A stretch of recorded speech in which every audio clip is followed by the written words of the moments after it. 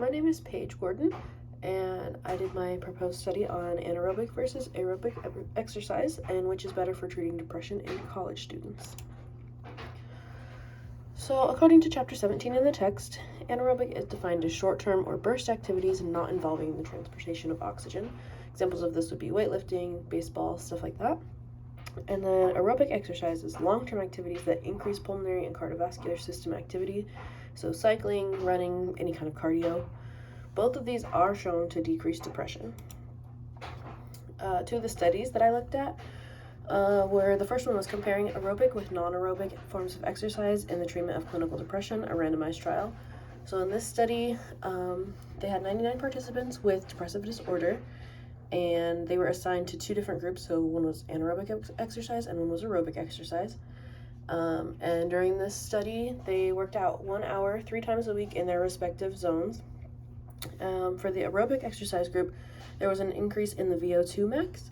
Both groups showed a decrease in depression, but there was no major differences if one was better than the other. The second study that I looked at was called The Impact of Aerobic and Anaerobic Exercises on the Level of Depression, Anxiety, Stress, and Happiness of a Non-Athletic Male. So in this study, they had 90 university students, which were non-athletic males. They had them separated into 2 exercise groups and then a control group. And they also worked out for 1 hour 3 times a week in their respective exercise groups. This study went on for 10 weeks. Both exercise groups had improved scores. They measured these scores by a questionnaire, which measured depression, anxiety, and stress as well. And the differences were more defined in the anaerobic group.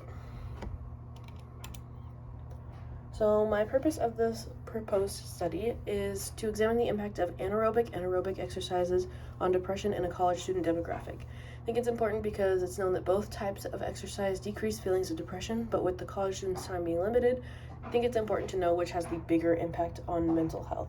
I think the college students are already balancing a lot, and so they shouldn't have to worry about which type of exercise is going to benefit them the most. My research protocol. So I would do a random sample of students at Utah Tech University, so I'd use at least 100 participants. I think that the other 2 studies I looked at had around the same number. I would also have 3 groups, like the second study I looked at, with the anaerobic group, an aerobic group, and a control group. And unlike the studies I looked at, I would have them be longer. So both of the studies I looked at had them for 3 or 4 months. I would actually study them for 6 months to a year instead.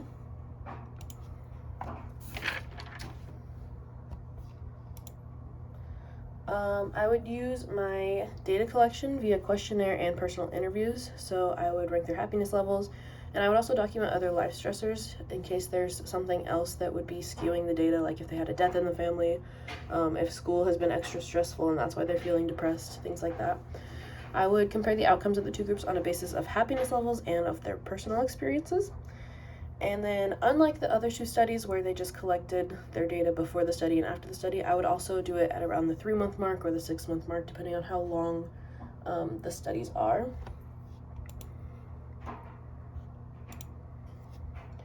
So my hypothesis is that anaerobic will have an increased score in lowering depression in college students. The studies that I looked at hinted at small differences, but I think the studies were too short to really look at any major differences. I think if the study was longer, we would see a lot bigger difference in results. I think that this is because anaerobic is more of a mental exercise and it's more varied. You're not doing the same thing every time you go to the gym. So for example, you're learning the knowledge of how to do certain lifts. If you're weightlifting, you can increase the weight, you can keep good form. So it's a lot more varied in what you're doing day to day, and there's a sense of achievement when you can move up in weight or you learn how to do a certain lift, things like that. And with aerobic, it's just the same motion over and over again, so there's not really a sense of achievement or any variation within the exercise.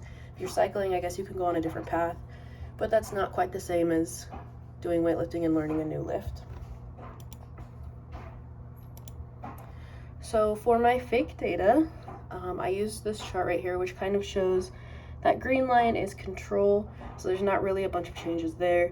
The red line is aerobic, so there's a slight decrease, but it's not huge, and then the blue line is anaerobic, so as you can see, there's a big decrease in depression levels there. And then on the side, Control group, little to no changes. Aerobic, slight decrease, and then anaerobic, major decrease in depression rates as skill level grows. So I think that's important to note, that the major decrease would become, once you feel that sense of achievement, it would help decrease those levels of depression. And then my discussion. It has been determined that both kinds of exercise are beneficial to mental health of all age groups. I think that this study specifically would be helpful because college students are already balancing so much. Knowing which type of exercise is more effective in aiding mental health may save college students time. Rather than doing an aerobic exercise 5 days a week, maybe they could partake in an anaerobic fitness only 3 days a week, and they would still reap the same benefits as if they were to do it 5 days a week for an aerobic exercise. And then here are my references.